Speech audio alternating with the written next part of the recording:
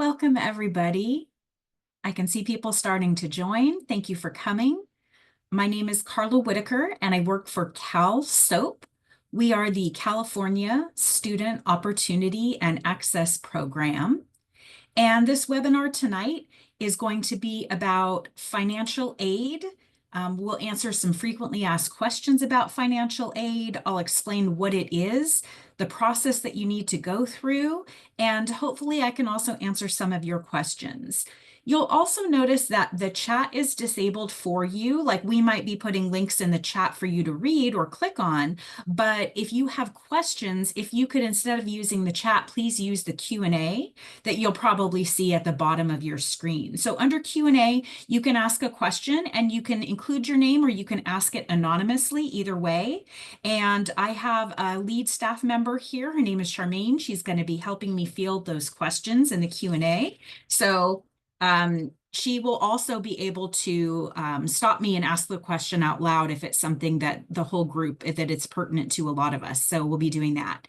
So as far as our target audience tonight, absolutely anybody is welcome, but we think that this might be the most useful if you are a 12th grader, if you are a parent or family member, guardian of a 12th grader, maybe if you're a staff member who works with 12th graders, or maybe you are a younger student or work with younger students, but you just want to find out about financial aid. The process with the things like the FAFSA has changed a lot recently. You'll notice that we are recording this. So the recording will be available on our website, which is calsoapsandiego.org. It's going to be available beginning tomorrow. I'll post this recording, and also I will post the slide deck that I'm using. However, if you need the slide deck before then, or if you want to check something now, Charmaine is also able to share it with you as a link where you can be a viewer of the slides if you would like as well. Okay, so I'm going to go ahead and get started. I'll be sharing my screen. And as I'm sharing my screen, I'm not able to personally see the Q&A, but Charmaine is, and so she's going to monitor it. And again, please ask questions if you have them. Oh, and I see she put a link to it right there in the chat. So if you want to have a copy, then it's there. Okay, we'll go ahead and give me one moment. And I will get ready to share my screen.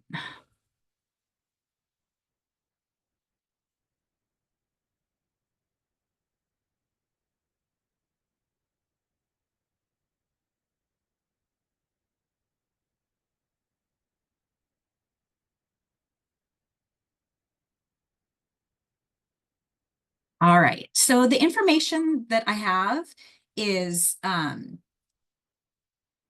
most pertinent to the class of 2025 high school students, so 12th graders who are probably graduating in the spring. Some of this information might remain the same, but if you are a younger student, just understand that things do change from year to year. So I'm trying to give you the most current information for current 12th graders right now. As I said, I'm here from Cal SOAP, the California Student Access Opportunity and Access Program.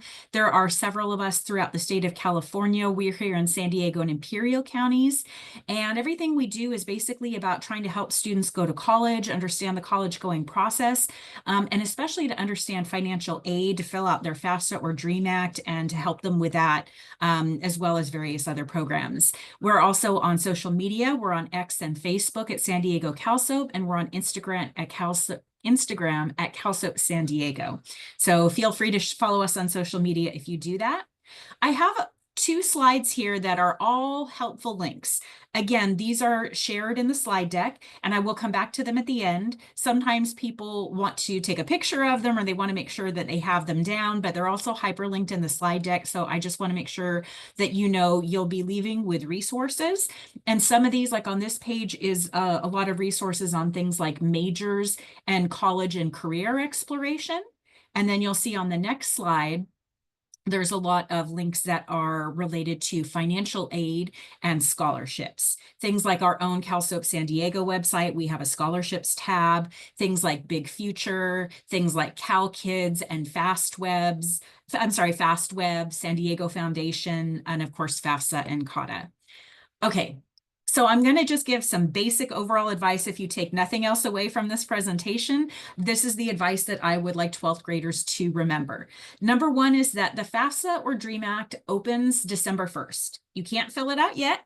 Okay, but you can fill it out beginning December 1st, hopefully, if all goes smoothly. The priority deadline is March 2nd, and I strongly encourage everyone to fill out one or the other. I'll get into later in the presentation which one you're going to be doing. The second thing is, right now, if you haven't already started, start searching for and applying for multiple scholarships. You can apply to multiple scholarships.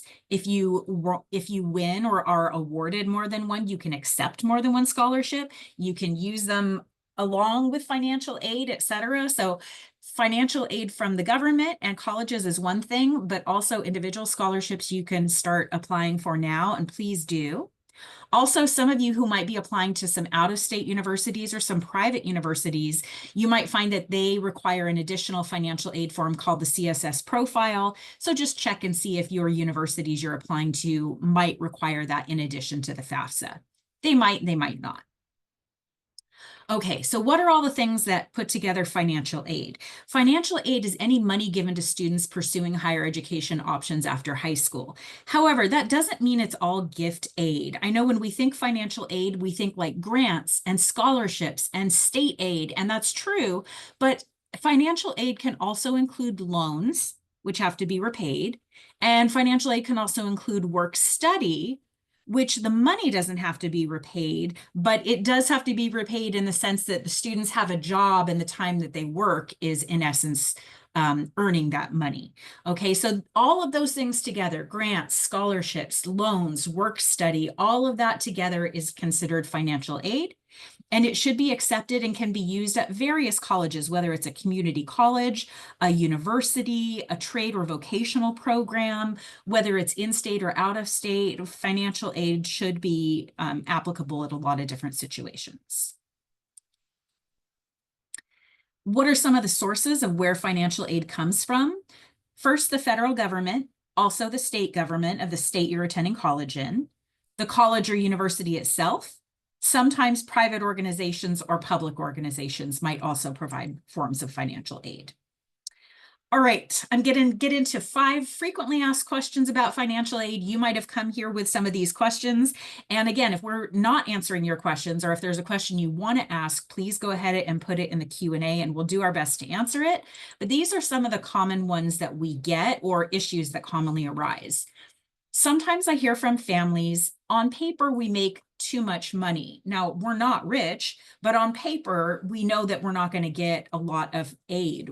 Should we still even bother to fill out any kind of financial aid form? Like, why bother to do that? My advice and our advice from CalSOAP officially is that filling out a FAFSA or DREAM Act, and for some of you, maybe the CSS, it's the only way you will know if the student qualifies for any federal or state financial aid. And it's also the only way college financial aid offices will consider students for any college aid, sometimes even non-need-based aid. Sometimes people tell me, well, I don't need to fill out a FAFSA because I have the GI Bill or my parents were in the military, so it's going to be covered in that way. Even though it might be, the military still wants you to fill out the FAFSA first. Same for the California community colleges. To get that promised tuition scholarship, the first requirement of the college is that you fill out the FAFSA or DREAM Act. The same if you're applying to the San Diego Foundation scholarship, the first thing they ask for is what is your student aid index as determined on your FAFSA. So they make you fill out the FAFSA or DREAM Act before you can even apply to their scholarship. The same for what they call the UC and CSU middle class scholarships. If you're going to a UC or CSU, how do you find out if you get one of those? You have to fill out the FAFSA first. So if a financial aid office doesn't have a record of you filling out a FAFSA, it doesn't look necessarily, quote, good or bad compared to if you have filled it out, at least they have a number. In other words, at least they would put you in the pile of we're considering this person, even if it was for non-need-based aid. So I strongly recommend doing it. However, it's supposed to be now a graduation requirement in the state of California, but there's a form that parents can fill out to opt out of this form if you don't want to fill it out. So it's not illegal if you don't fill it out. You just have to opt out of it. Another thing people talk about is loans, and they're really afraid of having to accept a loan or having to pay back a loan. And they know that a form like the FAFSA is associated with loans, and so that can be scary to fill out that form. So if you are offered a loan, like for example, you fill out the FAFSA and they say, hey, you're eligible for a government loan, are you obligated to then accept that loan? No, absolutely not. If you're offered a federal loan, such as a PLUS, a parent loan for undergraduate students, or if you're offered any other loan, a state loan, a private loan, a credit union or bank loan, you are not obligated to accept it. It just means they're saying, based on your credit history, this is the amount we can offer you and this is the interest rate we can give you.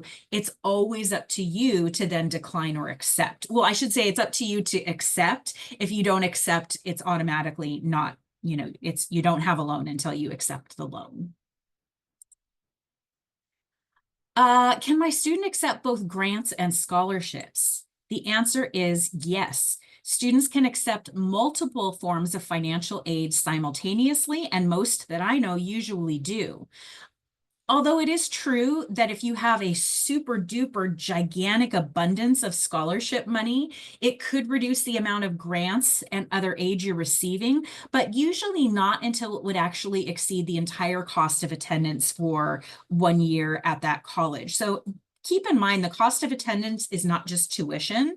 It also includes rent and food and supplies and books and all that other stuff as well. So if you're getting so many scholarships that it actually takes you above the cost of attendance, then yes, it's true they might reduce your grant-based aid a little bit, but only usually if it exceeds the cost of attendance. All right, what's the difference between a loan to the parent or parents and a loan to the student? This is a good question, right? Because there are both. Sometimes parents are the ones who are getting loans because they're the ones with an income and with a credit history, and students don't necessarily have that. So one of the differences is that with a parent loan, you actually have to begin making monthly payments on it right away. It's the same as a car loan. Like as soon as you get that car loan and you get that car, as soon as you start your college education, you have to start making monthly payments on that loan. Okay, so that's a parent loan. A student loan, if you're offered a student loan, the students actually don't need to begin repayment until 6 months after college graduation. And actually, they can defer again if they're then accepted to a graduate school and going to graduate school after that. Then it's deferred to the end of graduate school. It's 6 months after that completion. So just kind of keep in mind that some people are surprised. They think that all loans that you begin paying them back after college, and that's only for the student loans, not for the parent loans. So do be aware of that.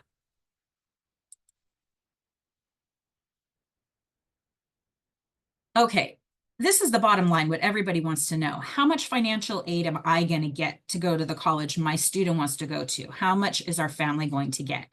When you're going to find out about that, for a university, it's typically going to be around March or April of 12th grade. So you usually find out if you got accepted to the university somewhere around January, February, March. And then that's after that, right after that, the financial aid packages start coming out. So they let you know, usually March or April, here's what we can offer you, and here's what your total package would look like. Now, you do have to make a decision, take that information and make a decision. And oftentimes May 1st, you really just have that month of April. May 1st is the intent to register deadline for a lot of colleges, a lot of universities. And so that's often when you have to decide where you're going to go. And one of the parts of that decision is a lot of times it's finances. Can we afford to go there? Yes or no? But just, I want you to kind of keep that in mind and have that deadline in your mind that's probably when you'd have to decide by. And so April is a month when you have a lot of financial things to think about. So college financial aid offices, they share those packages in the spring, usually right after the acceptances go out. Okay, if you are someone that's going to be filling out the FAFSA, then there are 3 types of aid that the federal government might offer. They might offer grants, such as a Pell Grant. If you're offered a grant, this is how I remember, grant is great. A grant is great because it is gift aid that you do not have to pay back. So if you're offered some form of grant, I recommend you take it because it is free money. Then they also offer loans. This is money that you're borrowing. Okay, but you do have to repay that with interest. Remember, you have the option whether to accept the loan or not, but just know that a loan is what is considered part of a financial aid package, but it is not gift aid. And then you might get offered work study. What this is earned money. So they'll say every year, let's say the student gets an allotment of $1,700 or $2,500 for that year in work study. What that means is if they get a work study job on campus or on their college campus, that every time they earn that hourly wage, if they're working 10 hours a week or 20 hours a week or whatever, they earn a regular salary just like every other student. The difference is that they become very attractive to that department who wants to hire them because they know the department knows that their salary will be paid in part by government money. And that makes a work study student a very attractive option. So if you're really interested in an on-campus job, not all of them require work study, but some of them require it or prefer it. And also you can get many other jobs that are off campus as well. So it's not like you have to have work study to get a job, but I just want to make sure it's clear what it is. Okay, so again, grants are great. They are free money, they are gift aid, no repayment is necessary. What are some of the different kinds of grants? You might be offered a Pell Grant. That's a federal grant that can be, I think, up to a little more than $7,000 a year.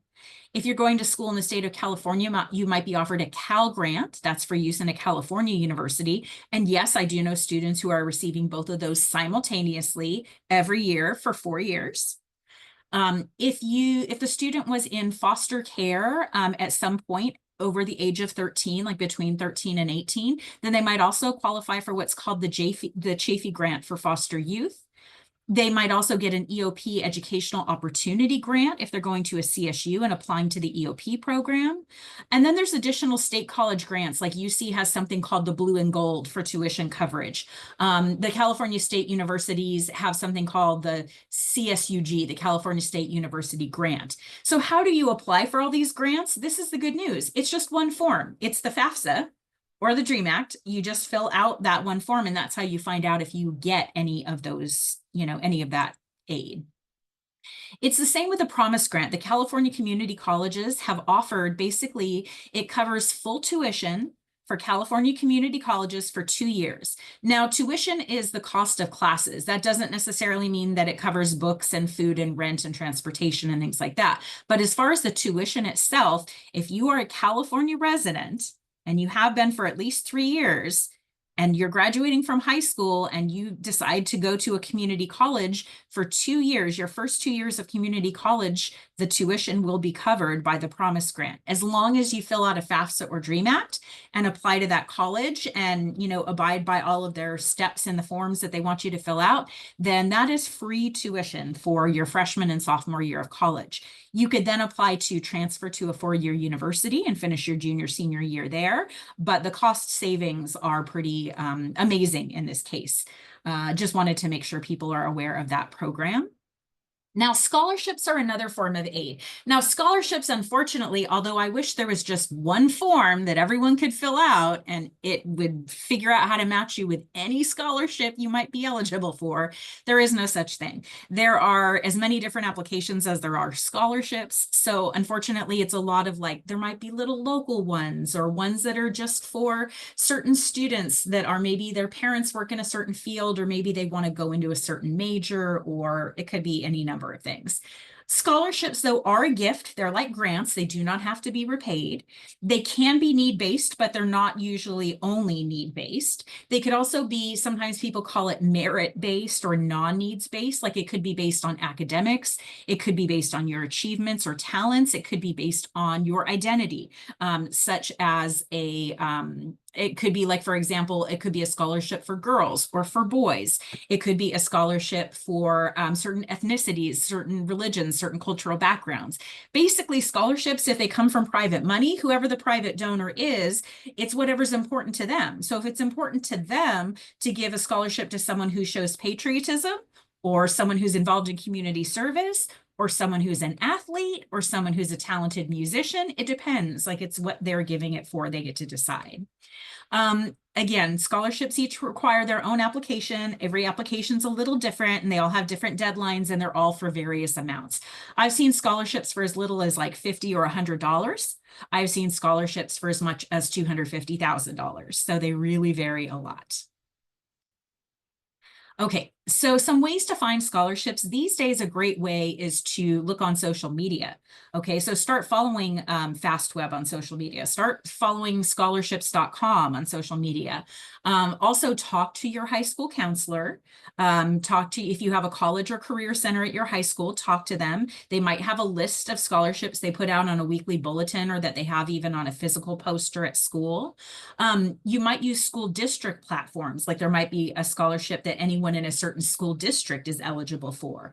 And also there are a lot of local scholarships, and that's nice because the applicant pool is not everyone in the nation. It's only students in San Diego County. And so a couple examples of these is the San Diego Foundation. That's a huge one. I think it connects you, their common scholarship connects you with like up to 650 different local scholarships. The Forward Salute to Education is another one that local Ford dealers do. So those are some examples. So just a reminder about federal work study. If you find out that work study is part of your financial aid package, you can always go to the financial aid office and say, hey, I know that I'm not going to be working this year. Can I get can I request for this to be repackaged into a loan or into a grant? And they might say no, but it doesn't hurt to ask. But basically it just means that every time that you work hours at your job, that money that you're making, it just comes to you like every other student in a regular paycheck, and you're taxed like a regular amount. You make whatever hourly, rate that department pays. It's just that the money is coming from a financial aid package. Now, as far as loans, if it's a government loan, yes, you have to pay it back. There's basically two kinds. There's direct subsidized loans, and then there's direct unsubsidized loans. And remember, you're not required to take them, but if that's part of how you're financing college, a couple things about these two. If you are able to get a subsidized loans, it is based on financial need, so you might or might not qualify. But if you are offered one, that means the government does not charge you interest while you're in college and during the 6-month grace period after you graduate, which makes it a better deal if you qualify for one. Now, an unsubsidized loan, basically anyone can qualify, regardless of your financial need. Anyone can qualify for this type of loan. It's available to either undergraduate or graduate students. But on this one, the government does charge interest from the time the loan is dispersed through the life of your loan. All right. Okay, so everyone's going to fill out, hopefully, one of two forms, either the FAFSA or the California Dream Act. I would say probably a vast majority of students that I work with are filling out the FAFSA. Students, if you have a social security number, you are filling out the FAFSA. All right. So if the student is a U.S. resident, or if the student is, a U.S. citizen, or if the student is a permanent resident, or if the student is on refugee status, asylum status, or a T visa holder, then you are filling out the FAFSA. And so is at least one of your parents. And you each need to create an account it's called an FSA ID. Okay. So that's the form that a majority of people fill out. However, not everyone is eligible. If you don't have a social security number, like say, for example, your undocumented status, but you've lived here or gone to school here for at least 3 years, you might instead be filling out the DREAM Act. So the DREAM Act it asks all the same questions that the FAFSA does. The difference is that if you don't have a social security number, you're not eligible for federal aid, but you could be eligible for aid in the state of California. So in other words, you wouldn't get a federal grant, but you might qualify for a Cal grant, a California grant. So almost everybody, probably 99% of students, are either going to fill out a FAFSA or a DREAM Act. By the way, does it matter the parent status? What if the student has a social security number, but the parent does not? It doesn't matter. The student fills out the form that applies to them. So if the student has a social security number, but the parent does not, they fill out the FAFSA. I do want to mention that there is a third category. There are some people that are not eligible for either form. Now, these are people on temporary non-immigrant visas. If you have a temporary non-immigrant visa And some of the letters are like E, H, I, L, O, P, R, TN, or TD. If you're on one of those visas, unfortunately, you can't fill out the FAFSA and you can't fill out the DREAM Act. You're not eligible for any government aid from the state or federal government in the US. These students, you might have to rely on savings or loans or scholarships that are open to your category of residency. But unfortunately, you cannot do the FAFSA or the DREAM Act. I want to mention that we have in San Diego County something called the San Diego College of Continuing Education. They have classes both in person and online, and they have various different locations and campuses. They are all tuition free, okay? All the classes are tuition free. You might have to pay for supplies if you're doing something, say, like you're doing culinary arts and you have to pay for some kitchen supplies, but the tuition at all of these is free, and it does not require a financial aid form at all, and it does not require specific citizenship status. And some of the classes you can take, these include automotive, business, child development, citizenship classes, clothing and textiles, education, digital media, English as a second language, healthcare, hospitality, culinary, information technology, and skilled trades like welding and painting. So I just want to make sure people are familiar with San Diego College of Continuing Education and know that it's out there for anybody, for parents, for students, whether you have a Social Security number or not, whether you want to apply for financial aid or not. It is a great free resource for everyone in our community. Okay, so say you're filling out the FAFSA. Parents, you might have to contribute information, and it depends, like, does one parent fill it out? Do both parents fill it out? Well, it depends on your status, and I'm going to kind of take you through the scenarios here on this slide, and hopefully that will help you understand. So, are your parents married to each other? If the answer is yes, then you report both parents' information on the FAFSA, so they both have to fill out their portion of the FAFSA, or at least if they're married and they file taxes jointly, sometimes it's possible that one of them can fill it out and the other one can just send approval. But in that case, it does look at the income and assets of both parents. If your parents are not married to each other, the next question is, do they live together? And yes, if they live together, then it's the same scenario. You report both parents' information on the FAFSA. But let's say that your parents do not live together. Then the next question is, which parent provided more financial support for the student in the last 12 months? This is worded very interestingly. It doesn't say where does the student live. It doesn't say which parent claims the student on taxes. It just says which parent provided more financial support. Now, this is kind of a complex situation. Like, it might depend on like where the student lives, who buys their clothes, who feeds them more often, who provides something like tuition, or who provides something like health insurance. It's kind of they're not giving a very specific definition, but the official word is which parent provided more financial support. So whichever parent this is, then the next question is this parent remarried? If not, then you'll report only that parent's information, like a single parent. But if that parent is remarried, now it's going to be that you report both the parent and the step parent's information, okay? But not the other biological parent. I know this is complex and it can be tricky depending on people's individual situations. Charmaine, are there any questions in the Q&A that I need to answer about that? No, not as of right now. Okay, thank you. All right, so a couple notices about the FAFSA. Usually it opens every year in October. However, last year they totally redid the FAFSA, underwent a major overhaul, and the new FAFSA that you're going to be filling out, which is for 25-26, because that's the first year you'll be in college, that one is supposed to be released December 1st. Okay, so not this month, but next month. Fingers crossed it happens. And the class of 2025, you all will be filling out the 25-26 FAFSA. It's going to be based on tax year 2023. I know that sounds like already a long time ago, and you can make adjustments on it later, but that's the tax return year that it's going to be based on. Some people have told me they're seniors in high school and they said, oh, well, I already filled out the FAFSA. And I said, did you fill out the 24-25 FAFSA? And they said, well, yeah, because it's 24-25 right now. And I say, okay, unfortunately, you're going to have to retract that and fill out a 25-26 one because it's based on the first year you're in college. And then every year you're in college, you fill it out for the next academic year.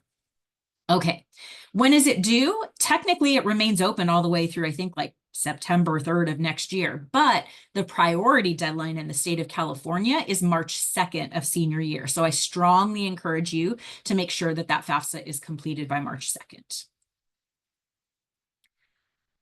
I want to make sure people understand that when someone is called a contributor on the FAFSA, this is anyone who is required to provide information on the FAFSA. That doesn't necessarily mean you're contributing any money. It just means you're contributing information. So every contributor is anyone who's required to provide information, and every contributor will need an FSA ID to access and complete their section. So let me go over in the next slide who the contributors are and who they are not. So a contributor is always the student. That's always, always, always true, the student.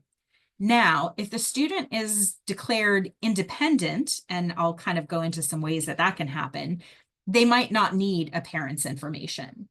If the student happens to be married, then the student's spouse is also a contributor. Your biological or adoptive parent or parents is also considered a contributor. And then if the parent who contributed more financially in the last 12 months, if that person is remarried, then the step parent or that parent's spouse is usually also a contributor. A contributor is not any of the following. It's not a grandparent, even if you live with your grandparents. It's not your foster parent, even if you live with your foster parents. It's not even your legal guardian, okay? It's not your sibling. It's not your aunt and uncle. Even if these people have helped raise you, even if these people are the ones that are contributing financially to you, they are not typically considered contributors. Okay, so it does have to be a biological or adoptive parent or step parent. There are some situations like if you're not in contact with a parent anymore, but sometimes even things like if you're in contact with a parent, but they are in a different country, then they submit their tax information from that country and what their income was and how how that currency converts to US dollars. But generally the contributor is the student spouse, if they have one, a parent or parents, and then could be a step parent as well. So there are situations when a student is considered independent, when you don't have to count their family's income or assets. A student would be considered independent if, for example, they were legally emancipated before the age of 18, if they were in foster care after age 13, if the student joined the military, if they were active duty military, if the student got married, if the student is a parent, like if they have their own dependent child, or if the student is an unaccompanied minor who is homeless or in danger of being homeless. Any of those situations make it so you are, quote, considered independent on the FAFSA, and then you don't have to actually include any other financial information other than your own. Okay, so if you're one of those people who is making a FAFSA, that means the one thing you can do now is make an FSA ID. So students, in order to create an FSA ID, you need your full legal name, has to match exactly. Sometimes people have a double last name. Please know if that last name is a hyphen or it's just two different names with a space between. Things as little as that can cause issues with matching. So you need your full legal name. You need your birth date. You need your social security number if you have one. Well, if you're filling out the FAFSA, you should have one. You need your address for mailing. You do need an email address, and I do recommend like a Gmail or something that's not a district assigned an email address so you can have access to it even after you graduate, and a phone number, which is optional but highly recommended. When you are completing this, please, students, make sure you save, screenshot, write down, however you do it, your username and password and the backup code that you were sent, okay? For parents, remember that if you have parents that are married and are living together, then they each must have an FSA ID, or if it's the one who is remarried, the step parent might need to create one as well. So the contributor parents, they need, again, their full legal names, their birth dates. Social security number is actually not required for the parent. If you have one, you should put it, but if you don't, there's a little box to check saying parent does not have SSN, and that's okay. Their address, they have to have their own email address, students and parents. You cannot share an email address, and a phone number, which is again optional, but highly recommended to provide a cell phone number. And again, parents, after you do it, please screenshot, take a picture, or write down, somehow save your username and password and backup code. So again, I recommend taking a picture or printing the confirmation sheet just so you don't lose it. Okay. Then it'll ask you to confirm those names, to make sure your name is updated, your legal name's on your school record, and review the applications together. What questions are on the FAFSA? Like, what are they going to ask you? They'll ask you the family size. That includes everybody who lives in the house. So if that is a single parent and a student, it would just be those two people. If that is a mom and a dad and 6 students, that is 8 people. If it's like mom, dad, an uncle, a grandpa, a roommate, however many people live in the house, that's the family size. It includes the student and the parent if they live there. They will also ask you for the student income if the student has a job. If you don't, that's okay. They'll ask you for the parent income if the parent has a job. And if you don't, that's okay. You must give permission to connect to the IRS tax return, even if you don't file one, because, for example, you make too little money, you still just have to give permission. It'll ask for any student and parent assets, such as if you have savings account money, if you have 529 savings plans for college, if you have investments or rental properties. If you own a business or farm, it'll ask the value of that business or farm. One thing it will not ask you for, it will not require the value of the home you live in. And it will not require any retirement accounts like a 401k or a 403b. Okay, those are not considered assets. That's considered you have to live and you have to retire. So those are not considered assets. But if you have like a boat or a rental property or a business or savings, then yes, that's considered an asset that you have to report if it belongs to the student or parent. And the parental income will continue to be considered by colleges until the student is age 24, unless something happens like the student gets married, the student has a child, the student joins the military, the student becomes homeless, etc. Okay, so the big question, how much need-based aid will we receive? Please make sure that you go to this link now or take a picture of it, put it in your phone. You want to go to studentaid.gov to the aid estimator section. So studentaid.gov/aid-estimator. What this does is it's a tool that is, it's not real. You're not filling out the FAFSA if you fill out the estimator. It's just an estimate. You can even put fake information if you want. You can put a fake birthday. You can put a fake income. You can try all different scenarios, but it's going to be used to predict your future aid and your future SAI or student aid index. That's the number that colleges use to figure out how much need-based aid you might qualify for. So I definitely strongly encourage you to go to studentaid.gov now, look at that aid estimator, see what your SAI is, and see if they say you're eligible for grants. Yes, you are, or no, you're not. Are you eligible for loans? Are you eligible for work study? At least that way you have an idea of what's probably coming on the real FAFSA. So studentaid.gov aid estimator. So when you get this SAI, it's a number. And strangely, the number can even be negative, okay? You could get a negative 1,500 or a negative 1,000. You could get 0. You could get 1,000 or 2,000 or 10,000. It actually, they will even calculate it all the way up to almost $1 million. So if you make more than $1 million, maybe you don't need the FAFSA, but all the way up to that, the SAI could be an amount in there. Basically, if the SAI is negative or if it's 0, the student would probably qualify for a maximum Pell Grant every year and probably other state and college grants and aid as well.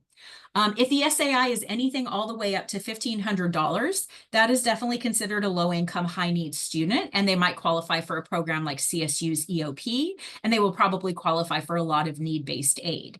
Now, if your SAI is above $2,000, that's when they start reducing things like the Pell Grant or the amount of need-based aid you can get. And the higher and higher that SAI goes, unfortunately, the less and less need-based aid you would qualify for from the government.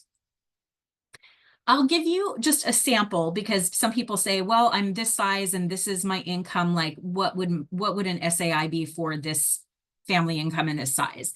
I can tell you that for a family of 4 whose annual family income is $75,000, that's their adjusted gross income combined, both parents, that would give you a predicted student aid income index of 0, which means that you would qualify for a maximum Pell Grant, for example, every year. So that's a good thing in terms of getting a lot of need-based aid. However, that still doesn't guarantee that you'll get 100% of your need met. And also, I know that $75,000 is a very low income for a family of 4, especially in California and especially in San Diego. Okay, what about that merit aid? Like if you don't qualify based on need, supposedly, then what are other kinds of aid? So merit aid, just to keep that in mind, when a college is deciding to give non-need-based aid, maybe it's like based on academics or GPA or an honors college or a special scholarship or something like that, they still want to see that you have filled out the FAFSA. Regardless of what your SAI is, they just want to see that you filled it out. So in other words, if you fill it out, at least they have something to go on. If you don't fill it out, oftentimes they won't even consider you. And then colleges are going to package together all these multiple sources. If you get any federal grants, they'll put that in your package. If you get any state grants, they'll add that to your package. If you get any college grants from the college, like a Blue and Gold or a state university grant or a Promise grant, that goes in there. If they offer you any loans, that will be shown on there as a possibility. If they offer you work study, and then also if you're coming in with any multiple scholarships, like from outside sources, they'll add that. So they'll give you like this one total package and they'll say, okay, here's the cost of attendance. Here's the package we can give you. Hopefully those are equal. So the balance is 0 to you. But unfortunately, sometimes it's not, it doesn't meet your total need. And at that time, you have to consider, maybe I cannot afford to go here, or maybe I have to take out a loan, or maybe I have to work a super intense summer job, or whatever your options are. Okay, I mentioned the CSS profile. We like to call it FAFSA's nosy cousin. It is a financial aid form required in addition to the FAFSA by some private and out-of-state universities. It's done through the College Board, and I'll give you some examples of universities that require it in addition to the FAFSA. Brown University, Caltech, Harvard, NYU, Yale, Stanford. Those are just some examples of universities. There's about 1,000 or so it's a couple of hundred that require the CSS. I was thinking of the Common App. Now, this is unusual because it does have a fee associated with it. You have to pay $25 to fill it out, plus $16 per university. But they do waive that fee if your adjusted gross income as a family is under $100,000 annually. Then they do waive it and make it free. But otherwise, you would have to pay to fill out the CSS. Okay, I'm going to leave you with some final suggestions and tips, and then I will show you the links again, and then I'll stop the slide deck and see if we have additional questions. We do have some time for Q&A if you would like, but these are some of my overall recommendations or suggestions or tips for you. Do consider community college and the transfer pathway. Even if you fully intend to get a bachelor's degree and maybe eventually a master's, a doctorate, a certificate, whatever, doing your first 2 years at a community college and then applying to transfer to finish your junior, senior year, it can give you a lot of time to figure things out. It can give you time if you want to change your major, if you want to take every class offered because you're going in as undecided.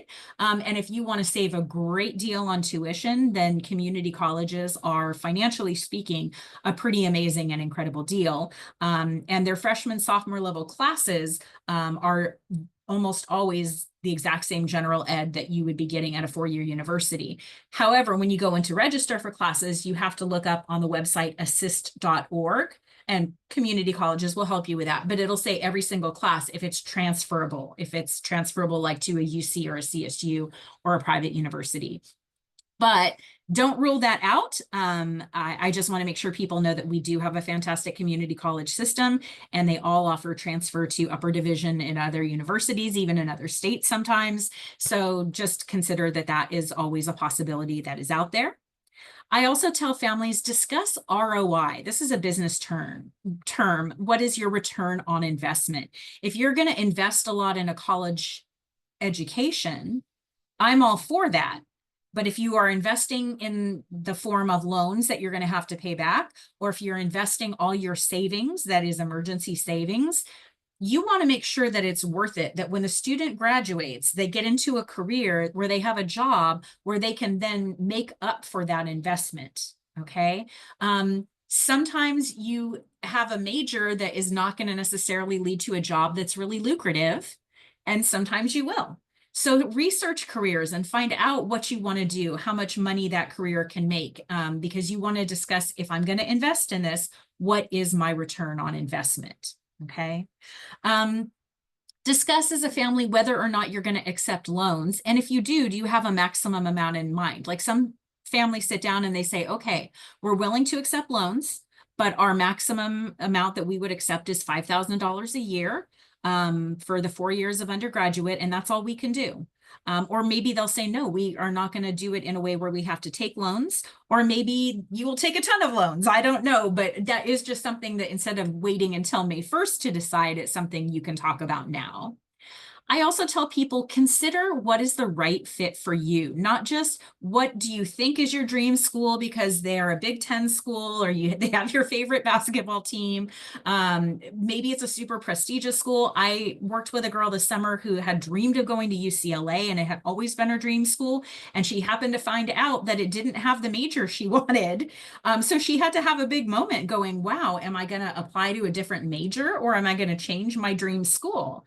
Okay, so just kind of consider what's the right fit for you. And some of the things that include right fit are, is it big or small? What is it like on campus? What does it cost?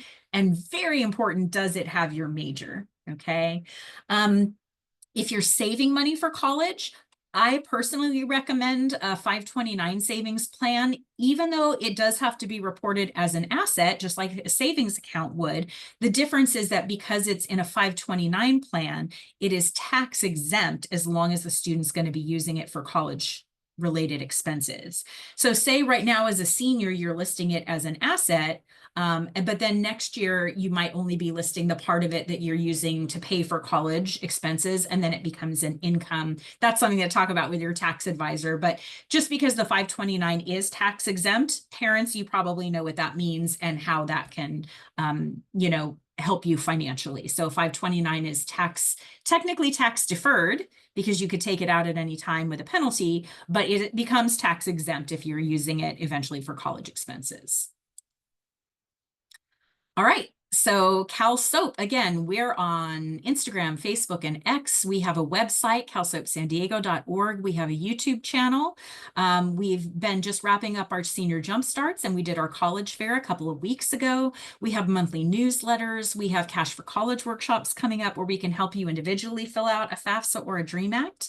And again, I just want to make sure you know that these links are going to be available to you. And if you want to take a screenshot or a picture, you're welcome to. If you're looking for majors, mymajors.com is a great website. californiacolleges.edu is also an excellent one, as well as cacareerzone.org. And then, of course, FAFSA is at studentaid.gov. DREAM Act, just Google California DREAM Act, it'll come right up. I also love FastWeb and San Diego Foundation for scholarship searches. And if you or your family are immigrants, immigrantsrising.org has great help in terms of like scholarships for immigrants, as well as information on obtaining citizenship status and legal help and things like that as well. So I do recommend immigrantsrising.org. Okay, I'm going to go ahead and stop sharing slides and see if there are any unanswered Q&A questions. Charmaine, is there anything still in there? No, I answered them. There was someone who just said topic for CalVet application. If you want to Oh, direct them for Cal, just to where to go for the CalVet. okay. Yes. Okay. So number one, if the student is using CalVet benefits, either because the student is an active military member, or if their parent is, you want to go to calvet.org. So number one, CalVet will also still want you to fill out the FAFSA anyway. Okay. So make sure that you're filling out the FAFSA, no matter what, but also go to calvet.org, and it'll be based on the parent. If you're trying to get like student benefits or dependent benefits because the parent was in the military, it will ask questions like, was the parent killed or injured in the line of duty? Is the parent disabled? If the parent is disabled, it'll ask for a percentage. So as you know, in the military, someone might be like 100% disabled or considered like 50% or 75% disabled. So they'll find that person's information, and then you'll find out, like, it's possible that if the parent, for example, let's say the parent is 100% disabled and the student is their dependent, they might qualify for free tuition at a UC school or at a CSU school, or at least reduced tuition. So that those military, and also parents, just FYI, if you didn't use all your Bill benefits for your own education and you still have a balance, like you still have money, so to speak, in that account, you can transfer it to your student if you want to. So that is something that CalVet can help you with, and you want to go to calvet.org. You can try going to a local office, but go ahead and start the process online, because there are a lot of benefits out there for military involved families. Anything else? All right. Well, it's been quite a day and a lot has happened. And thank you everybody for tuning in. I wish you lots of luck on your college journey. We'll be posting this tomorrow on calsoapsandiego.org in the blog section. Thank you so much to Charmaine for helping with those questions. And thank you everybody for coming. Enjoy the rest of your night. Thank you so much.